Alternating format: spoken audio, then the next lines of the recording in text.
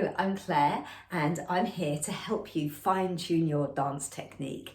This can work for all styles of dance. I mainly teach ballet, but that's kind of often referred to as the core, purely because with ballet you're very much aware of where your muscles are, what you're doing. It's quite a precise version of dance, and if you can get that sorted, then you can branch off into any other style of dancing.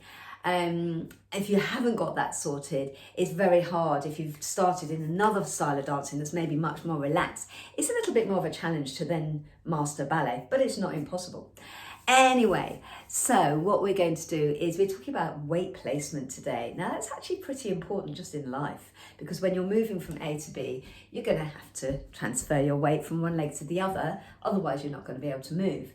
So when it comes to dance, it's about making those movements look really coordinated and smooth, so you transition from one movement to the next really easily and with style, because at the end of the day that's what dance is about, isn't it? Generally you're making something really quite difficult look quite easy. Certainly in ballet we have to make it look as easy as possible, which is kind of a bit detrimental actually, because nobody quite appreciates how difficult it is, because we make it look so easy, or people who are amazing make it look so easy. Anyway, so 4 reasons why we have a focus on weight placement. As I said, ease of movement. So to make sure that we've got the weight on the right leg so that we can release that leg and switch into the next movement or change direction really smoothly and swiftly. Also injury prevention. Yeah, if you're constantly got your weight uneven, say it's more on one leg than the other, you're going to actually put more wear and tear on that side of your body. Or if it's like slightly off, you're working in an imbalanced way. Our bodies were designed to repeat movements millions and millions and millions of times over, but that's when you're all placed and everything's working in alignment in the way it's meant to work. If you then are slightly wonky or slightly skew with, or your joints are being worked at a slightly uneven angle, it's going to create excess wear and tear on that joint. So every time you move it once, it'll be like doing it hundreds of times. So that's another thing we need to be careful of with weight placement and placement in general, making sure that we don't put excessive strain on our joints. The other one is about line. For example, if I was to sort of stand here in an arabesque, if I was pulling back on that foot with my weight on my back foot, it would look a bit wonky. So it's about making sure we're really on that leg and that everything looks, again, really balanced and a nice even line. And talking of balance, it's about balancing. If your weight's in the wrong place and you try to do a rise, you're not going to be able to balance. Yes, you're going to be like, like that while you're trying to balance. Yes, so 4 kind of main things that weight placement helps with. There are obviously loads of other little details as well, but those for today I think that'll be enough. So how can we do our weight placement? How can we refine our weight placement so it really works well for us and serves us? So first of all, eye line. If your eye line is out to the horizon, that means your head is nicely perched, nicely balanced on top of your neck. You're not having to strain your neck to keep it in place, yeah? So it makes it easier. But also, your head, famous quote from Jerry Maguire, the human head weighs 8 pounds. So if your eye line is down, your whole head weight is going to be pulling you down. Yeah, so you have to really think about where your eye line is to keep your head nice and perched on top of your neck. It's quite small. Then also think of yourself like a game of Jenga. Yes, everything should be in a nice vertical line. So your ears are over your shoulders, shoulders over your hips, hips over the balls of your feet. Yeah, if you tend to lean back on your heels, can you see? Again, it's quite awkward to control if I'm in that position.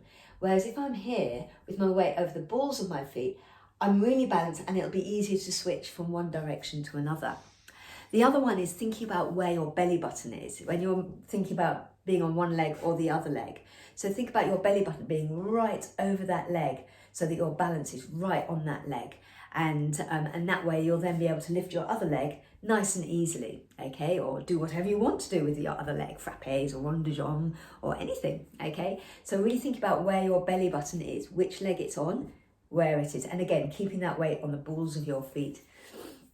Talking about keeping your weight on the balls of your feet, one way of checking that is to do what I call a weight check, and it's like a microscopic rise. So you get yourself into position, you think, am I in the right place? No. Am I looking right?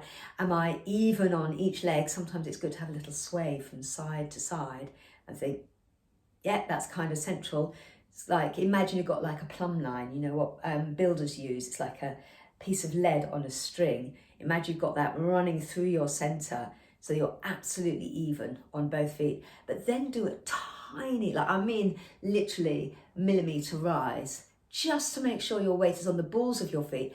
Put your heels back down, but still keep the bulk of your weight on the balls of your feet. You ideally want the weight to be on 3 spots, yes? A third here, on your little toe, or on the knuckle of your little toe, a third on the knuckle of your big toe, and a third on the heel. So by doing that rise and then putting your heels back down, you're making sure that the weight is spread between those 3 points. So the majority is on the balls of your feet. Okay. And basically just being really aware as you're moving, as you're dancing around, really think about which leg is my weight on? Am I really on that leg? Is my eye line helping me? And if you spend a couple of classes really thinking about that while you're dancing, it will really help you. See, this is the tricky bit. It's all very well going, yes, I can stand here. Yes, I'm balanced. I can even rise and balance still. But you've got to be able to do that while moving. So you've got to be able to go da, da, da, and then go bing, on a nice balance, okay? Oh, one final thing, one final tip. If you're doing a rise, then you have to make sure, and you're wanting to balance on that rise. This is kind of weight placement, but also kind of balance. You really need to make sure that you're a solid unit. So think of your Jenga, your ears over shoulders, shoulders over hips, hips over the balls of the feet. Also engage your core, pull your lower belly in, which is what we were talking about last week. Engage your little turnout muscles, just the ones underneath your bottom. So you just got, again, 3 points to really engage there. Everything else is nice and relaxed and balanced, and focus on something out on the horizon, and then rise, and then your balance. There you go. Thank you for watching, and I will see you soon. So, oh, I nearly forgot. If you want to hear more, feel free to join me in class. We have classes here in Rochester in Kent, on site and online as well. So if you're not in Kent, you can join us from wherever you are in the whole world. We've had someone join us from Australia before, which was quite challenging because it was 10 o'clock at night on a Saturday night. So I was quite impressed. So we have our classes online, our live classes, but if those times don't work for you, we also have our bridgeballet.club, and there you can find class recordings, and I've even started adding a little beginners section as well for beginners. So we have our class recordings, and you can do class with me anytime, night or day.